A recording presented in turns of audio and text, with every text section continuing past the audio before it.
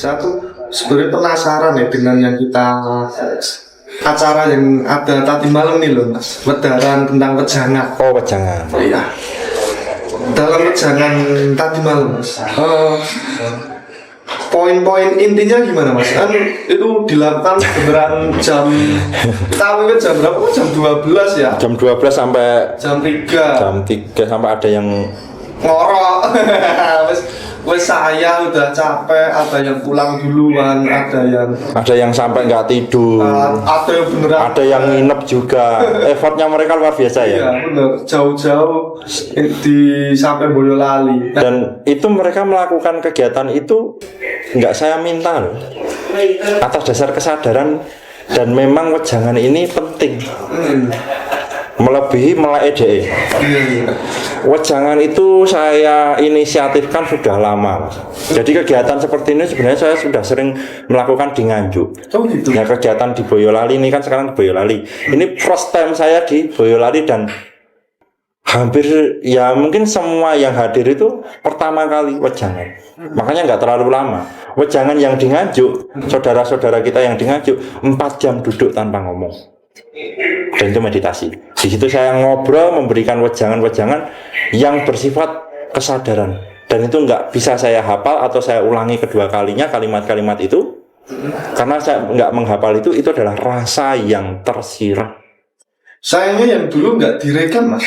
Yang dulu yang mana? Yang di Nganjuk memang sengaja nggak direkam. Oh gitu. Wejangan itu sifatnya harus hadir. Kenapa? Saya menyarankan pengen melu wejangan tanpa ada paksaan, hadir secara fisik. Beda Mas, wejangan di rumah sambil nongkrong, sambil ngopi, sambil berkegiatan aktivitas sehari-hari. Di situ saya mejang, masuknya juga lama Mas. Iya. Tapi kalau benar-benar hening duduk, saya juga dalam keadaan kondisi alfa atau tenang, maksimal.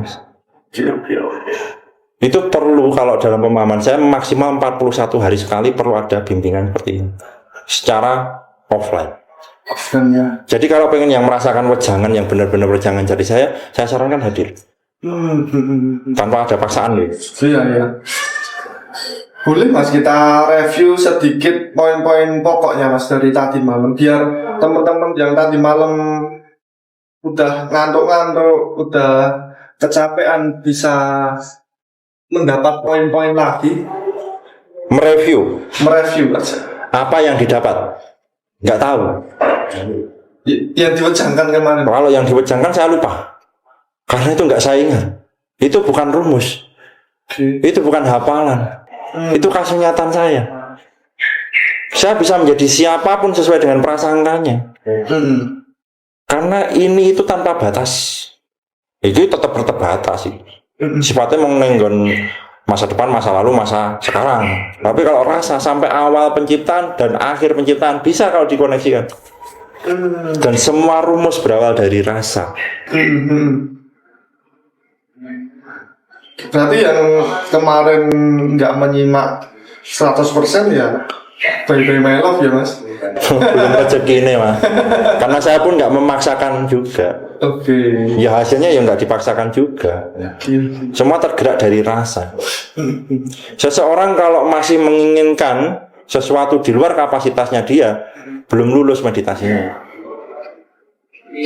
Bentar Mas, itu karena kapasitas fisik masing. Itu tidak memaklumi dirinya sendiri ya.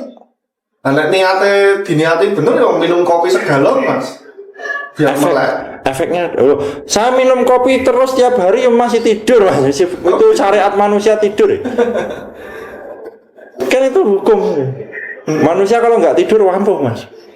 Ya tetap tidur sih. Iya. Iya loh. Yang nggak tidur itu cuma 3. Iblis, malaikat, Tuhan. Itu kan substansional kehidupan alam semesta ini yang tidak pernah berhenti berputar. Iya. Itu kan Tuhan ada di situ, malaikat ada di situ, iya. Iblis ada di situ. Dan tidur ini adalah kenikmatan yang luar biasa. Ketika sedang diwejang ngantuk, ya kan? Berat kepalanya, Udah selesai wejangannya tidur, nikmat tidur. Itu kayak poso, seperti puasa itu, menahan lapar, menahan aus, pas buka nikmat, menahan ngantuk, tidur nih. Dan dalam acara dini hari tadi yang ngomong tuh siapa, Mas? Ya saya. Apakah benar itu Mas Ari? Kan direkam, rekam jejak tidak pernah bohong. Ya secara fisik saya. Secara fisik. Kalau rasa saya nggak tahu karena saya nggak pernah memiliki sesuatu. Itu milik semesta. Yang saya download, saya masukkan ke dalam kasunyatan saya utarakan kepada teman-teman. Bukan punya saya. Kalau secara fisik saya, tapi kalau itu data itu semesta yang punya, bukan punya saya. Berarti ketika wejangan, Mas Ari juga secara nggak langsung mau ngejam diri sendiri. Loh iya, saya belajar dari omongan saya sendiri. Saya nggak lulus SMP. Saya bisa mencapai titik ini tuh karena ada rasa memaklumi diri saya sendiri masih butuh belajar. Oke. Belajar saya itu dari kalimat saya, Mas. Makanya saya nggak pernah hafal rumus apapun. Dan itu spontan ya? Spontan. Setiap pertanyaan jawabannya pasti beda-beda, walaupun pertanyaannya sama. Nah, saya melihat kondisi kesadaran orang yang bertanya.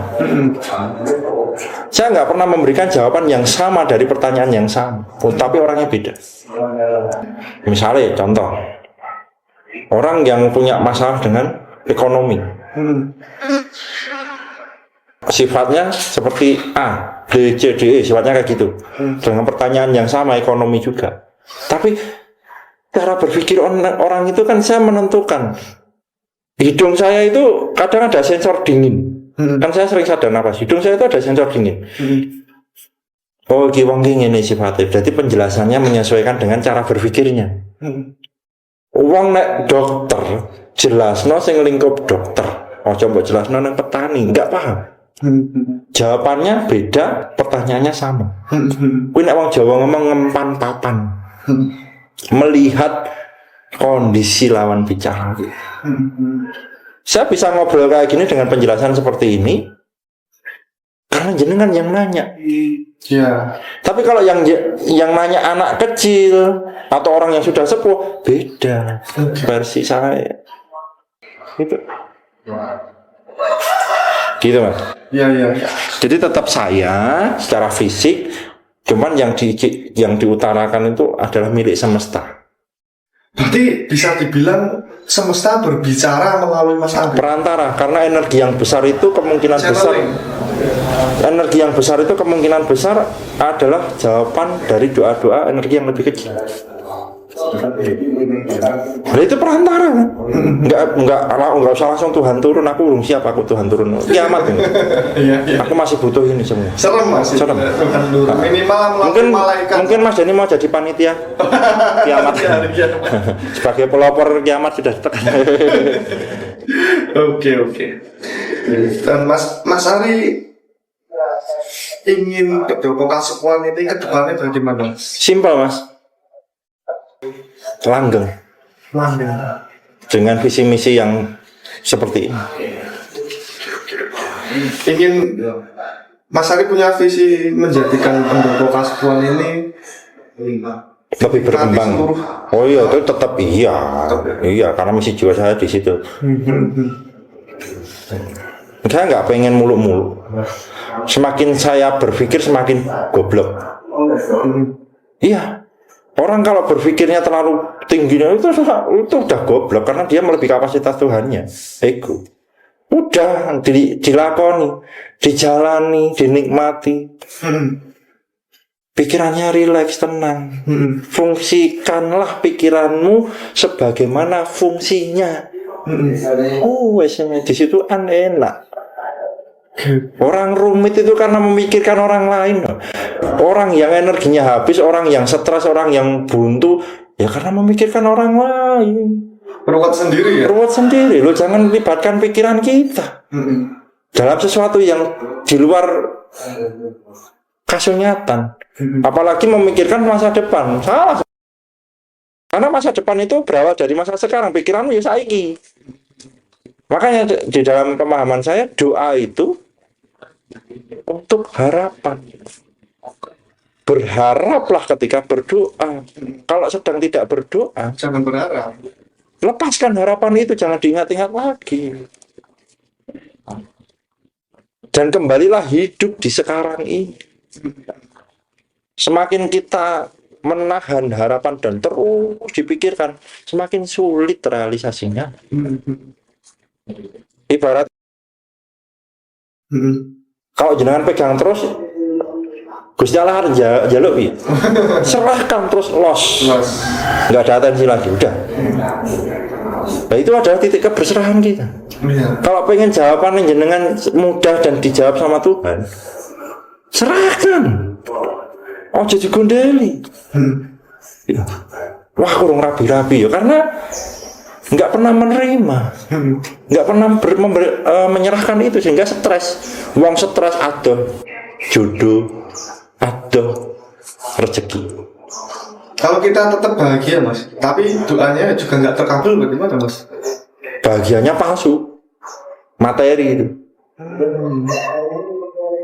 Loh iya, kebahagiaan yang masih bersifat materi palsu. Hidupnya nggak baik-baik saja. Bahagia yang sebenarnya adalah merasakan apapun dengan cara memaklumi tanpa ada tapi. Meskipun doanya nggak terkabul, Pasti terkabul kalau sudah seperti itu. Bahkan nggak usah berdoa.